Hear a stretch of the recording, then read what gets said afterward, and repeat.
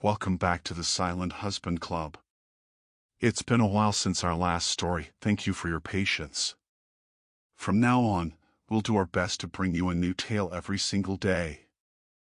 What would you do if the person you trusted most, your own spouse, smiled at you in public while secretly plotting with another behind your back? Tonight's story is about betrayal, cold vengeance, and the moment a man decides he will never be humiliated again. If you enjoy these stories, don't forget to like this video, subscribe to the channel, and leave a comment below. It truly helps us grow and keeps you updated. There I was, standing in the middle of a gala in Charleston, surrounded by strangers whose laughter rang hollow and whose conversations meant nothing. The music was too loud, the lights too sharp, and every smile I saw felt painted on. I stood there with a glass in my hand, out of place, disconnected, wondering how long I could endure this charade. This had been Evelyn's idea. She adored gatherings like this, insisting they were important for networking, for maintaining connections. I never understood it. To me, life was built on truth, on trust, not on fake handshakes and empty compliments. But she insisted, and so I found myself here, clutching a drink that had lost its strength long ago, determined to survive the evening. From the corner of the room, I watched Evelyn. She was radiant, or at least she pretended to be. Her laughter floated above the crowd, effortless, practiced, while she leaned into conversations with people I couldn't care less about. She looked like she belonged, as though this world of false brightness was her natural element. I couldn't shake the feeling that she was playing a role, a performance crafted for everyone but me. I sipped from my glass and sighed quietly, hoping the night would pass without incident. But deep down, a storm was already gathering. I didn't know it yet, but this was the night everything would change. And then, he appeared. Victor. A man I had never liked, though Evelyn always brushed it off as jealousy. He carried himself with that smug confidence some men wear like armor, an attitude that every room belonged to him before he even stepped inside. His smile was not warmth but arrogance, the grin of someone convinced he was untouchable. And now, here he was, standing directly in front of me. No greeting. No politeness. Just a sentence that sliced through the noise like a blade. Tonight, your wife will be with me. The words struck harder than any fist could. For a heartbeat, my chest went still, the blood in my veins turning cold before it surged back with fire. He wasn't joking. I saw it in his eyes, in that smug curl of his lips, in the way he looked at me as though I were nothing more than an obstacle to be removed. A dozen impulses burned through me at once. I could have punched him where he stood, dragged him out by the collar, unleashed the rage that clawed at my insides. But that would have been too simple, too primal.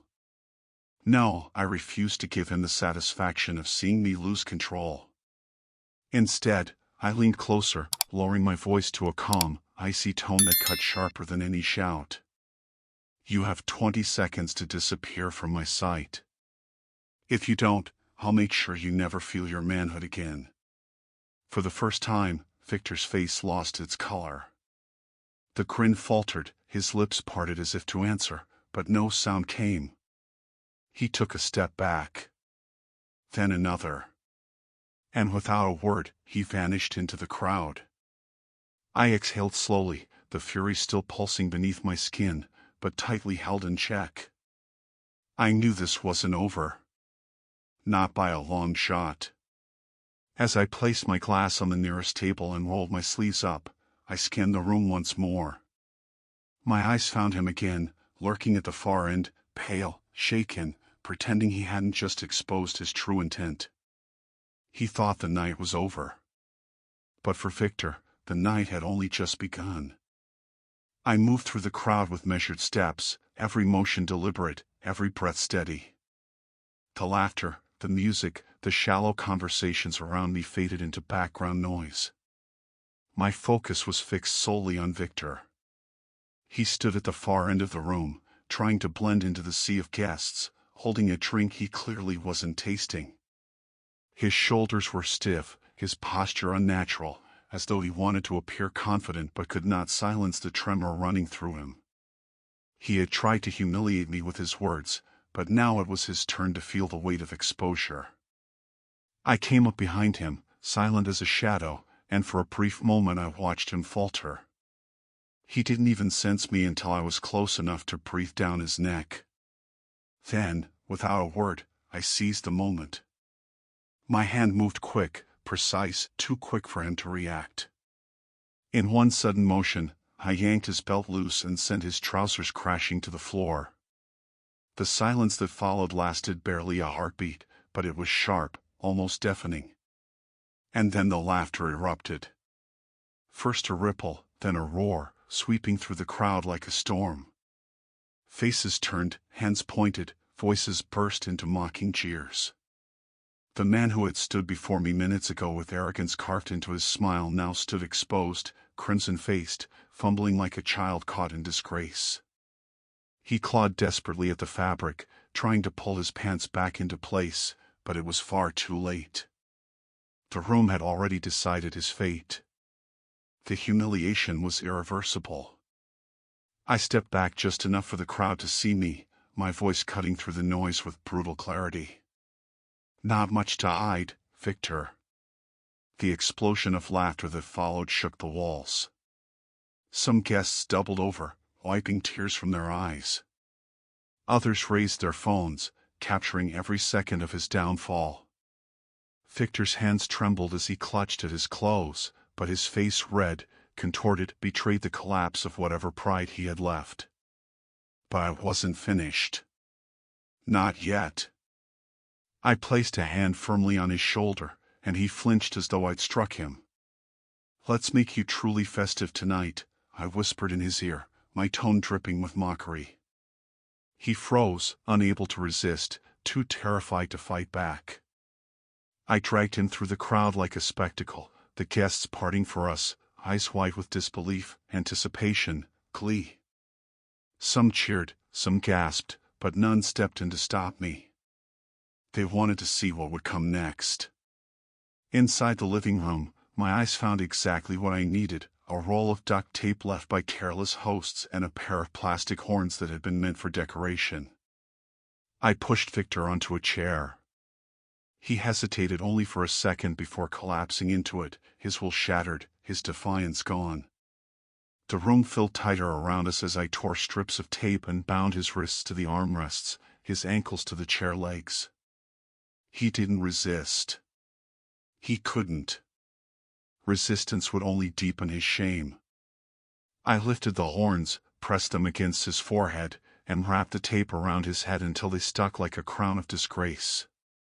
Then I stepped back, letting everyone see the new figure I had created. Victor sat tied to the chair, plastic horns on his head, his dignity stripped and trampled before dozens of witnesses. The laughter was thunderous now, an unstoppable tide of mockery crashing down on him. Yet I wasn't done.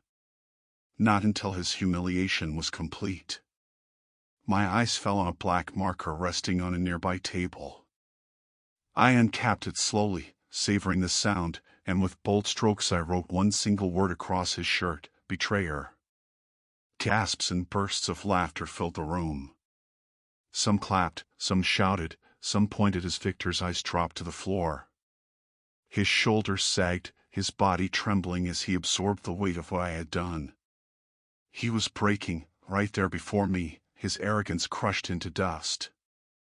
I leaned down close, my voice low, sharp as a knife. "Did you really believe you could steal my wife? Did you think there would be no consequences?" He didn't answer. He couldn't. His lips trembled, his face pale, but silence was all he had left. And then I looked up, past him, past the mocking crowd, and saw Evelyn. She stood frozen among the guests, her face drained of color, her hands shaking ever so slightly. For the first time, I realized she hadn't expected this. She hadn't thought the night would turn into a tribunal. But it was too late for her. The truth was already unfolding, and soon there would be nowhere left for her to hide. I straightened, lifted my chin, and let the silence hang heavy for just a moment before I reached for the microphone by the music stand. The crowd began to quiet, anticipation simmering in the air. This was no longer just a party. It was the beginning of judgment. I tapped the microphone twice, the sharp crack cutting through the laughter and chatter like a whip. One by one, the voices faded, the music was lowered, and every pair of eyes turned toward me. The atmosphere shifted, charged with tension, as though everyone sensed that something far more serious was about to unfold. Victor sat slumped in the chair, bound and disgraced, plastic horns taped to his forehead, the word betrayer scrawled across his chest. The crowd roared with amusement, but I had not brought them to silence for a cheap spectacle. No, this was about truth, about exposing the rotting heart of my marriage for all to see. "Ladies and gentlemen," I began, my voice calm but carrying across the room, "I think it's time you learned what this evening has really been about." A ripple of confusion spread among the guests. Some leaned closer, others exchanged curious glances. They didn't yet understand, but they would soon. I raised a hand slowly, pointing toward Victor, who flinched at the gesture as though I'd struck him again. "This man told me tonight that he planned to spend the night with my wife." Gasps scattered through the crowd, some of them laughing nervously, others frowning, unsure whether this was just another act of humiliation or something darker. But I didn't let the moment rest. My eyes locked with Evelyn's, and in that silence, I struck. And the worst part is, it wasn't an empty threat. Because the truth is, it hasn't been just tonight. It's been going on for over a year. The air thickened, heavy with the weight of betrayal. Murmurs erupted, people turning to Evelyn, searching her pale face for denial, for explanation. But her lips trembled, her eyes wide with panic. The cracks in her perfect mask were finally showing. I pressed on, my words merciless. While I worked, while I built our life, Evelyn spent her nights with him. Behind my back. Repeatedly. Month after month. My voice was steady, but inside me, a storm of rage and sorrow collided, each word torn from the depths of my chest. Evelyn stumbled forward a step, her voice faint, desperate. "It's not what you think," but I silenced her with nothing more than the raise of my hand. "Please, Evelyn. Spare us your lies. We've all heard enough of them." She froze, the fight draining from her eyes, leaving only fear. Around us, the guests began to shift uncomfortably. Some whispered to each other, shaking their heads in disbelief. Margaret, Evelyn's closest friend, stood rigid, her face carved with disappointment, slowly shaking her head as if she couldn't recognize the woman she thought she knew. Others simply stared, silent witnesses to the unraveling of a marriage before their very eyes. The gala was no longer a celebration, it had become a courtroom, and the verdict was being read aloud. "This party," I said, my voice now sharp as glass, "is not about drinks and laughter. It is my farewell to a marriage built on deception." I let the words linger, watching Evelyn's lips part, her body trembling as the truth buried her beneath its weight. I saw the panic in her eyes, the terror of knowing her life as she knew it was collapsing. And then I delivered the final blow.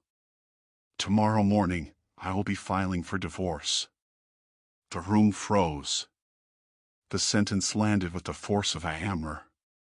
Evelyn staggered back, her face twisted in disbelief, her hand shaking violently as though she'd been struck. Victor lowered his head, the horns on his brow a fitting crown of shame, unable to meet anyone's eyes. Around them, the guests shifted, some nodding, some murmuring their agreement, others simply silent, unwilling to intervene. Evelyn tried one last time, her voice breaking. "Please, we can talk about this," but I shook my head once, firmly. "There is nothing left to say." Her body crumpled inward, her shoulders collapsing as though every last defense had been ripped away. The facade she had worked so hard to maintain was gone, and what remained was only fear, loss, and despair. The judgment was spoken. The truth was out. And there would be no taking it back. The silence that followed was heavier than any outburst could have been. No one dared to clap, no one dared to laugh anymore. It was as if the very air inside the house had thickened, suffocating, pressing down on everyone who had just witnessed the collapse of two lives. Evelyn stood motionless, pale as marble, her lips trembling but no words finding their way out. Her hands twitched helplessly at her sides, and I could see the faintest shimmer of tears forming in her eyes. She had always thrived in rooms like this, in the spotlight, adored for her charm and elegance. Now she stood at the center of the same stage, stripped of everything, drowning in shame while dozens of witnesses looked on. Victor shifted in his chair, the horn still taped to his head, the word betrayer smeared across his shirt in bold black letters. He had gone quiet, almost catatonic, his arrogance extinguished. When one of the guests finally stepped forward and cut him free, he didn't resist, didn't even try to stand tall. He just sagged against the weight of his own disgrace, his shoulders slumped, his eyes hollow. The man who once strutted into every room as if it belonged to him was now nothing but a broken shadow of himself. The guests began to turn. Some cast Evelyn looks of cold judgment, others glanced at Victor with a mixture of disgust and mockery. Whispers filled the silence, carried like a current from one end of the room to the other. People who had smiled at Evelyn just hours before now averted their eyes. Margaret, her closest friend, shook her head slowly, lips pressed tight, as if silently declaring their friendship dead.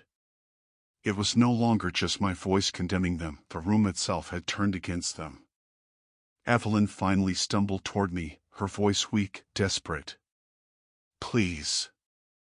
I made a mistake, we can fix this."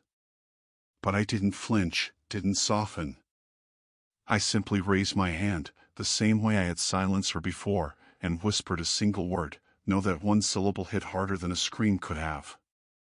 She froze, the tears breaking free now, streaking down her cheeks, but I felt nothing. No pity. No regret. Only the cold certainty that whatever bound us together had already been burned to ash. The crowd began to thin as people left in silence, some whispering, some shaking their heads. The gala was over, though no one had announced it.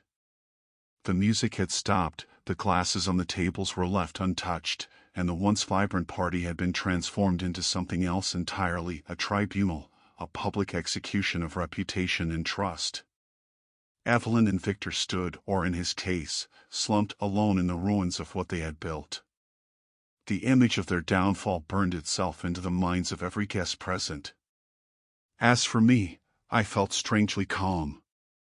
The storm that had been raging inside me for weeks, maybe months, had finally broken, and in its place there was silence. Not peace, not yet, but the beginning of something that resembled freedom. Evelyn had destroyed our marriage with lies, Victor had strutted into my life with arrogance and deceit, but neither of them held power over me anymore. The decision was made. Tomorrow I would file the papers, and nothing they said or did could undo it. And so, as the last guests trickled out and the house fell quiet, I walked past Evelyn without a glance, past Victor without a word, and left them to choke on the ashes of their choices. That night, as I closed the door behind me, I knew with absolute certainty their punishment had only just begun. That night, when I returned home alone, the weight of what had happened pressed against me in waves. The house felt different, hollow, stripped of warmth, like the walls themselves had absorbed the echoes of betrayal. Evelyn tried to follow me, her voice breaking with pleas through the locked door, but I didn't answer. Instead, I went straight to the bedroom, pulled out my phone, and began searching for the best divorce attorneys in Charleston. Every click, every number I saved into my contacts, felt like another chain breaking free. It was almost surreal, years of marriage undone in minutes of preparation. In the days that followed, Evelyn flooded my phone with messages. At first they were frantic, full of apologies and explanations, Then they turned into long emails recounting memories, begging me to remember the good times, promising to change. I didn't reply to a single one. She cried at the kitchen door, tried to corner me in the hallway, but I walked past her like she was a stranger. I had given her my love, my trust, my life, and she had burned them all. There was nothing left to discuss. I threw myself into the practical side of the divorce. I collected evidence, texts, call logs, bank statements. Not because I wanted to destroy her, but because I wanted to protect myself. I would not allow her betrayal to take anything more from me. At night, when the anger kept me awake, I went back to the gym, lifting until my arms trembled, pounding the treadmill until my lungs burned. In the silence afterward, I found a strange kind of release. The rage didn't vanish, but it dulled, replaced slowly by clarity. Evelyn's world, meanwhile, began to crumble. The whispers from that night spread quickly. Friends she had counted on for years avoided her calls. Margaret, the one she trusted most, cut ties completely. She tried to spin the story, to paint herself as misunderstood, but no one wanted to listen. She had built her life on appearances, and now those appearances were shattered beyond repair. The social circles that once adored her now saw only disgrace. Victor fared no better.